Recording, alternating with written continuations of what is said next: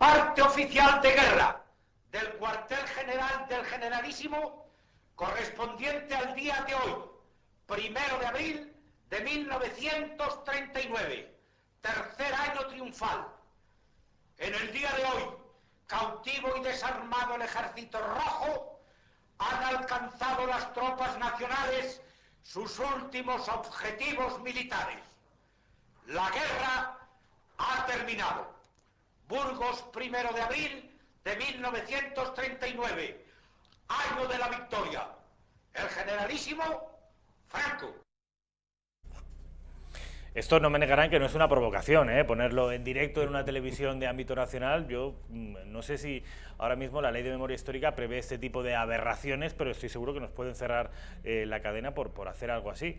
Y es que hoy es 1 de abril de 2019, hoy, justo hoy, hace 80 años, concluía una guerra fratricida que todos los españoles tenemos vía familiar. Conocemos algún protagonista, todos tenemos muertos en uno u otro bando o, en el caso mío, por ejemplo, en los dos bandos, ya sea el azul, ya sea el rojo, ya sea el nacional, ya sea el republicano. Y para hablar de esto y de algunas cosas más, porque Pedro Fernández Doradillo no solo escribe libros y escribe artículos, sino que también se ha metido en política, lo veremos ahora en cuanto empecemos la entrevista. Tenemos con nosotros a, tal y como les decía, Pedro Fernández Doradillo. Pedro, ¿qué tal? ¿Cómo estás? Hola, buenos días. Muy buenos días. Aquí tenemos el libro, Eternamente Franco. Es un libro que ya conocen, que estuvimos hace algunos meses, 3 o 4 meses, presentando, que ya va, por cierto, por su segunda edición, la biblioteca Homo Legends, que está sacando unos libros extraordinarios, y este es uno de los mejores. ¿Por qué? Porque hace un análisis que no pretende ser objetivo, pero sí que pretende ser honesto, ¿no? Sí, al menos imparcial, ofrecer datos que hoy día se tapan o incluso se desconocen y que la gente saque sus propias conclusiones. Por ejemplo, pues hablar de los presos que había en las cárceles españolas, pues cuando Franco toma el poder absoluto sobre toda España, y cómo esos presos, que eran, llegaron a ser más de 250.000 en los primeros años de su régimen, año 41, más o menos 40, 41, pues en el último año completo vivo de Franco, el año 74, pues eran 14.000. O sea, se pasa de 250.000 o 170.000 presos a menos de 15.000. Y eso dices, una dictadura con un jefe de Estado militar, el jefe del bando vencedor tras la Guerra Civil, que tenía la mitad de presos de los que había en Francia, la República de la Liberté, la Égalité y la Fraternité.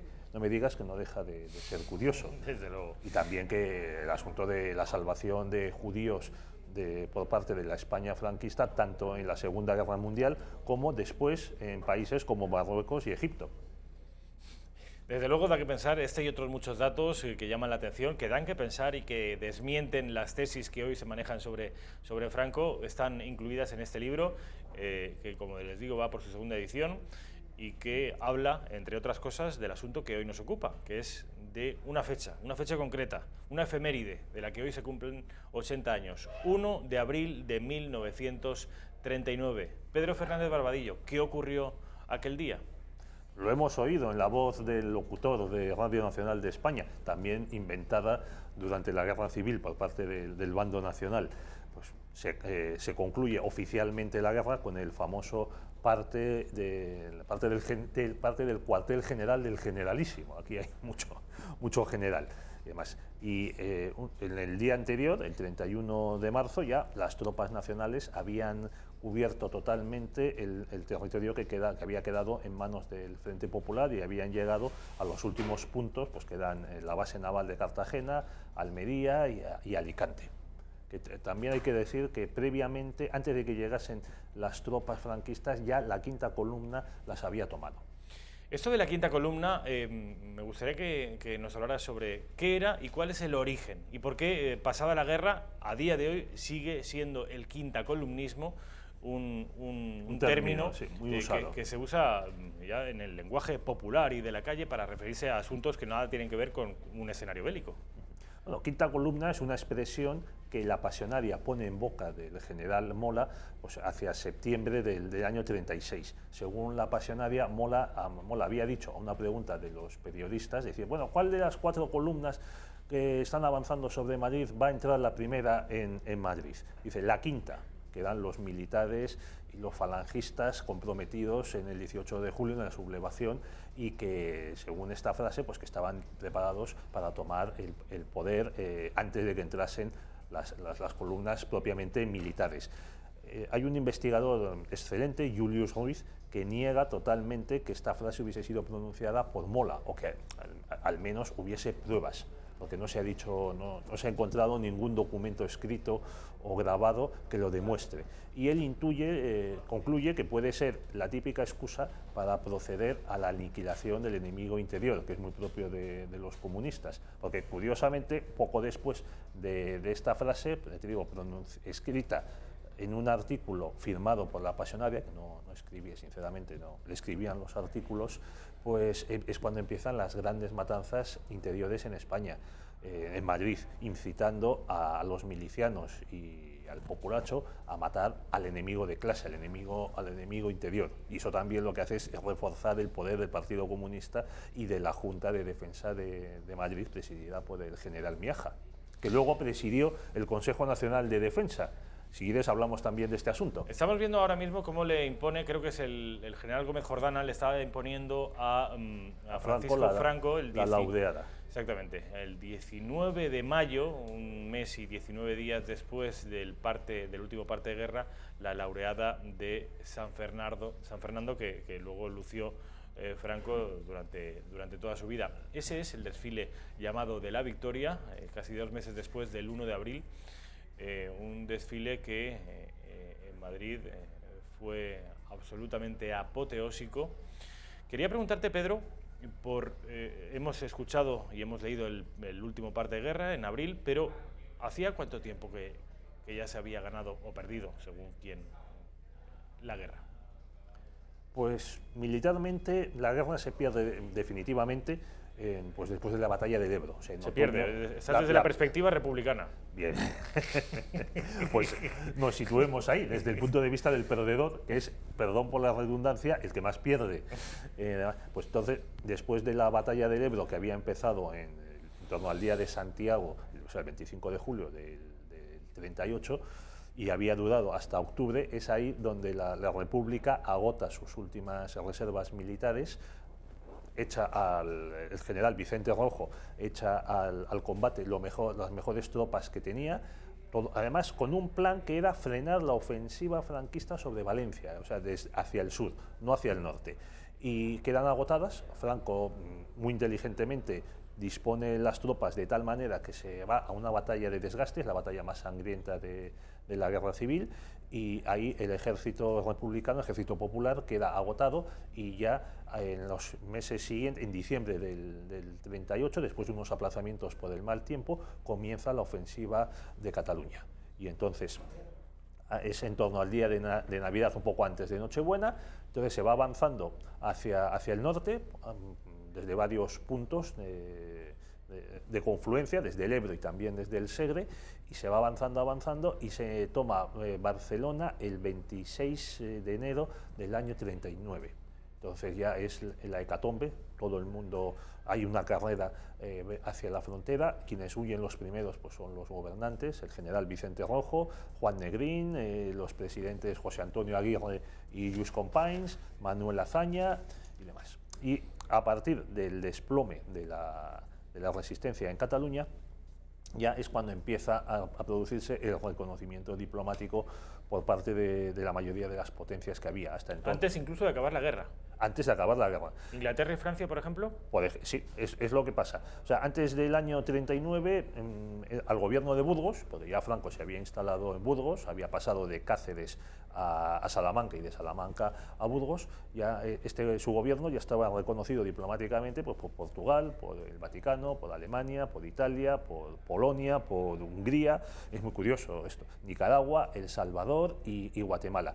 Y a partir de febrero del 39, ya cuando empiezan a caerle otros reconocimientos, pues Perú, Venezuela, Argentina y los muy importantes de Francia y Gran Bretaña. Francia, lógicamente, porque era país fronterizo, y Gran Bretaña pues por su flota y por Gibraltar. Además, entonces ya estos países reconocen que la victoria del bando nacional es inevitable y tratan pues, de congraciarse con el nuevo régimen, hasta el punto, perdóname, de que Francia, que tenía un gobierno de izquierdas, otro gobierno del Frente Popular, mucho más civilizado que el español, León Blum, ¿no? ¿Cómo? León Blum. León Blum fue primer ministro del Frente Popular, pero en este momento él no lo era y demás. Entonces, el gobierno francés manda como embajador suyo a Burgos al mariscal Pétain, que aparte de ser de derechas y católico, pues tenía muy buena relación con Franco desde la época de la Guerra de Marruecos. Decías que en enero de 1939, 3 meses antes de acabar la guerra, cae Barcelona o es liberada Barcelona. Entiendo que las tropas franquistas entrarían a sangre y fuego y contarían con la hostilidad de todos los barceloneses. Bueno, esa es otra de las leyendas que se está tratando de imponer, pese a las imágenes que tenemos de los noticiarios de la época y también pese a la infinidad de testimonios. Desde el nacionalismo catalán y también desde cierta izquierda se pretende que la Guerra Civil Española fue una guerra de Castilla contra Cataluña, igual que en el País Vasco, una guerra de los maquetos contra los laboriosos y pacíficos vascos. Y no fue así. La verdad, lo que pasó es que la apoteosis popular con la que se recibió a las tropas nacionales fue impresionante. O sea, curiosamente no hubo catalanes, o sea, el famoso Tercio de Montserrat, que fue un batallón de carlistas formado exclusivamente por catalanes, no estaba desplegado en el frente en Cataluña en ese momento. Había sí catalanes diversos en estas unidades, pero esta unidad, que había sufrido mucho en la batalla del Ebro, había sido retirada del frente y trasladada al frente de Andalucía-Extremadura. Pero vamos. Hay imágenes de esa bienvenida de la que habla Pedro Fernández Barbadillo, donde se hace una misa de campaña en la plaza. Sí, unos días más tarde. Y es verdaderamente apoteósico. Decenas de miles de personas que llegan, es además en la Plaza de Cataluña donde se celebra esa misa de campaña. Sí, con el general Yagüe. Con Yagüe, efectivamente, todos arrodillados y dando gracias a Dios por lo que se llamó en ese día y también por parte de los barceloneses la liberación de Barcelona. No la caída de Barcelona, como hoy se suele decir, sino la liberación. Bueno, si me permite, es que se mataba a la gente por ir a misa. Entonces, lógicamente, era dar gracias a Dios por haberse librado de ese espanto. Uno de los que en su diario contaba su alegría por la liberación de Cataluña, de la horda marxista, de los torturadores, de la CNT, de la chusma de la Esquerra y demás, pues fue el padre de los Maragall, de Pascual y de Ernest, que ahora está en Esquerra Republicana. Cosas. Por supuesto, pues Josep Pla, Francesc Cambó estaban encantados de lo que había pasado. Ellos se habían implicado precisamente en que saliese, en que triunfase el bando nacional. Incluso había una delegación de catalanes vinculados a la Lliga, o sea, que obedecían a Cambó o que habían sido militantes de la Lliga en Burgos.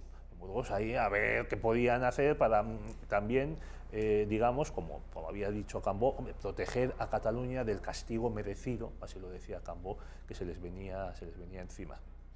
Cambó además puso su fortuna, su gran inmensa parte de su patrimonio en lo que está haciendo ahora el Diplocat, que es la paradiplomacia separatista. Pues Cambó lo hizo en el sentido inverso, intentar vender el régimen de Franco, el régimen que llegaba a las potencias extranjeras. Pues, hombre, hay una carta muy curiosa de Cambó a uno de sus hombres de confianza, escrita en septiembre del 36 y en catalán, publicada en un libro escrito en catalán, una biografía, ahora lamento no acordarme de quién es, una biografía publicada en Ariel en el año 70-71 en catalán, y en esta carta... ¿Pero el 70-71 en catalán? Eso no puede ser.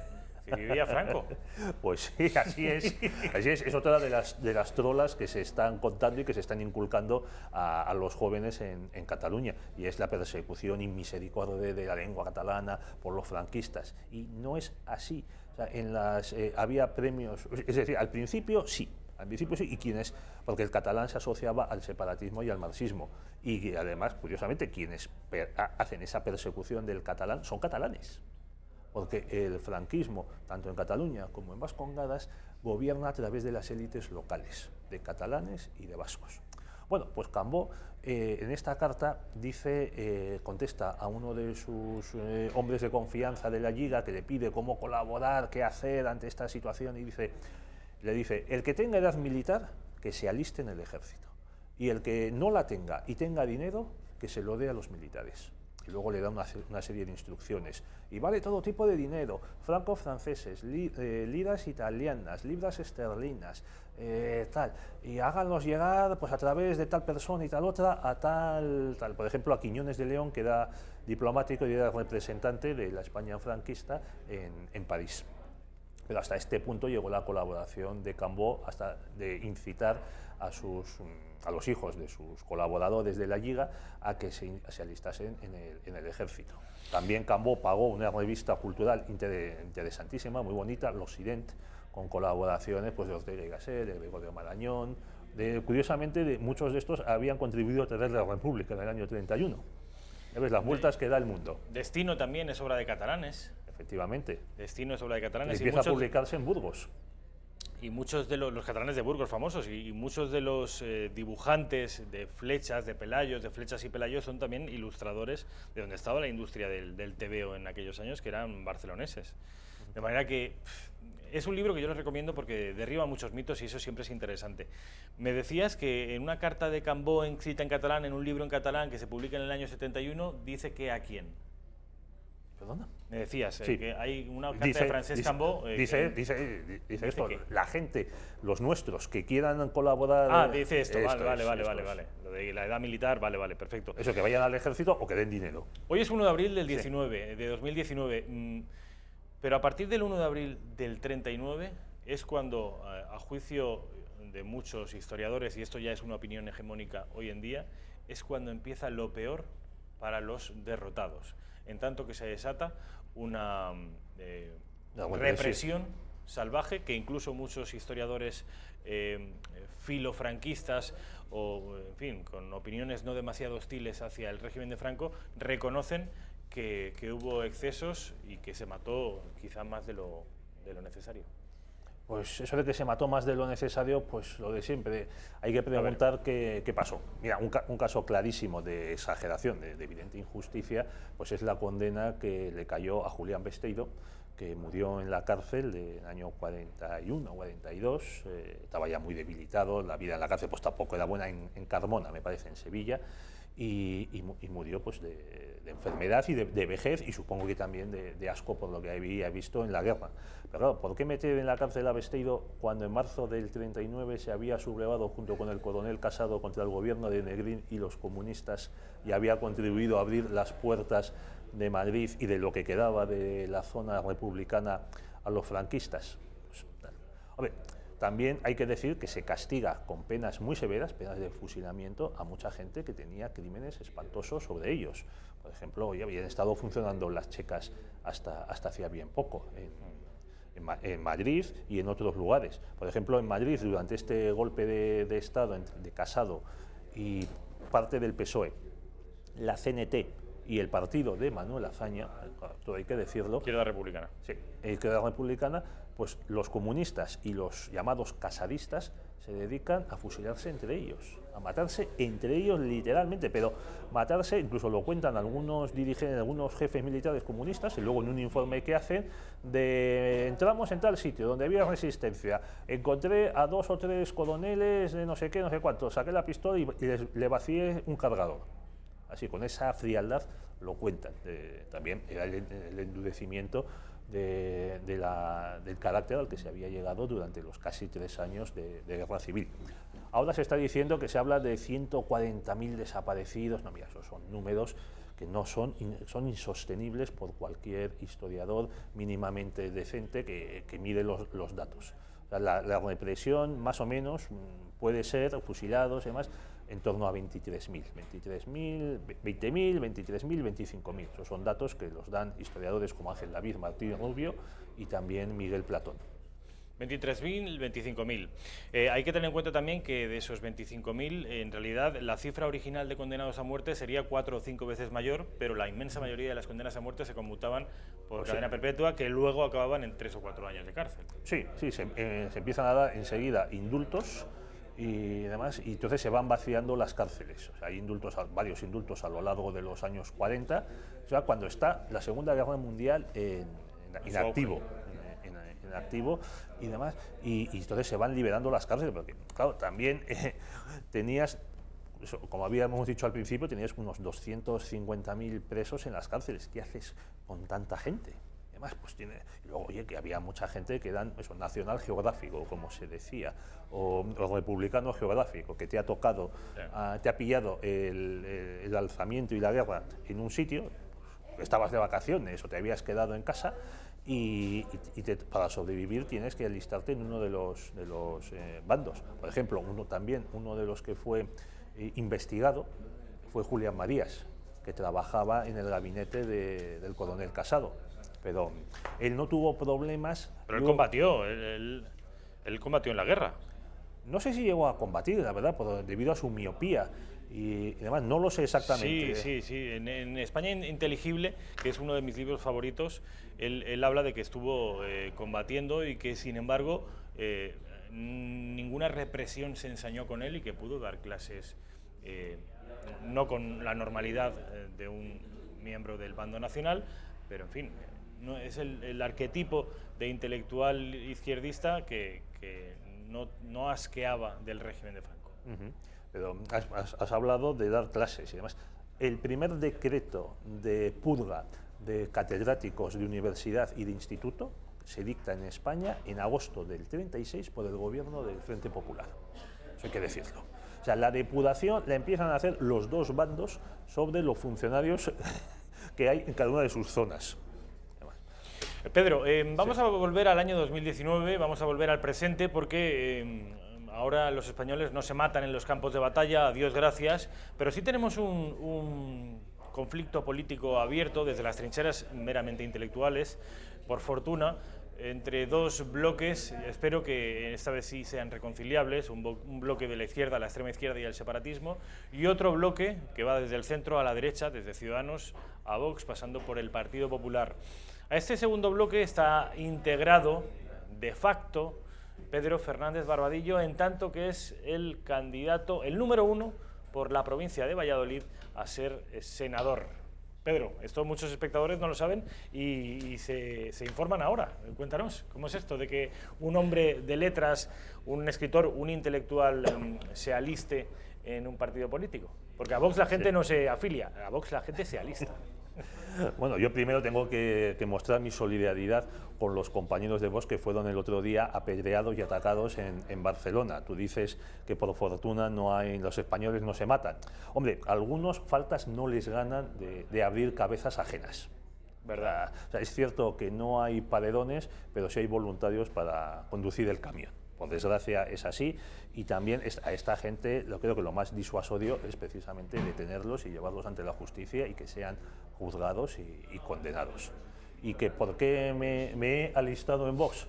Pues chico, en parte por estas cosas, o sea, porque uno está viendo desde hace años, yo desde pequeñito, porque soy de Bilbao y nací en el 65, que hay un grupo de gente violenta, que incluso decide quién tiene que vivir, quién tiene que morir, por unas ideas que yo no creo que se puede. No, todas las ideas son respetables. Dice, no, mira, si hay ideas que inducen a matar, es que esas ideas no son respetables. Sean las ideas nacionalsocialistas alemanas, sean las ideas comunistas, o sean las ideas del separatismo de Sabino Arana y demás banda. Entonces, oye, yo me opongo a estos grupos, a estas ideas que vemos que desde el 11M esto está creciendo, está rugiendo cada vez más, son cada vez más impunes y están planeando la destrucción de España, y eso supone también la destrucción del futuro, no solo de la nación española, de nuestra historia, sino el futuro de nuestros hijos y de nuestra patria. Además, también para defender la libertad. Ya mencionabas al principio del programa, porque con la ley de memoria histórica quizá no se pudiese recordar el parte de Franco, que es un hecho histórico. Guste a quien guste, pero es un hecho histórico. A muchos no nos gusta, por ejemplo, la guerra de independencia, la invasión francesa, pero es un hecho y hay que estudiarlo, hay que tratar con él y hay que saber interpretarlo.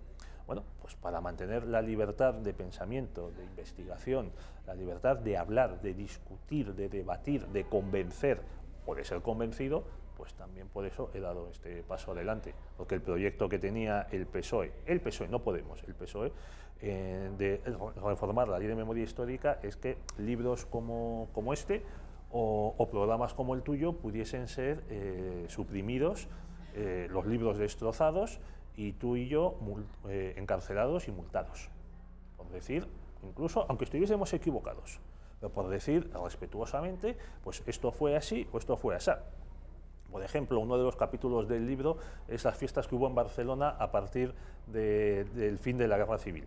1 de abril del 39 y ya el 3 de mayo, creo que fue el 3 de mayo del 39, en Barcelona empiezan los bailes, los banquetes, las fiestas, los homenajes, los tés de primavera, hasta el punto de que en julio del 39 el Ministerio de Gobernación, dirigido por Serrano Suñer, tiene que dictar una providencia diciendo que, hombre, que ya está bien de fiestas y demás, y que hay que ponerse a trabajar, a levantar España y demás. Que, hombre, que no, eso no quería decir que las fiestas patronales y religiosas no estuviesen prohibidas, pero que para todo lo demás que había que pedir permiso al gobierno civil y que a ser posible a trabajar.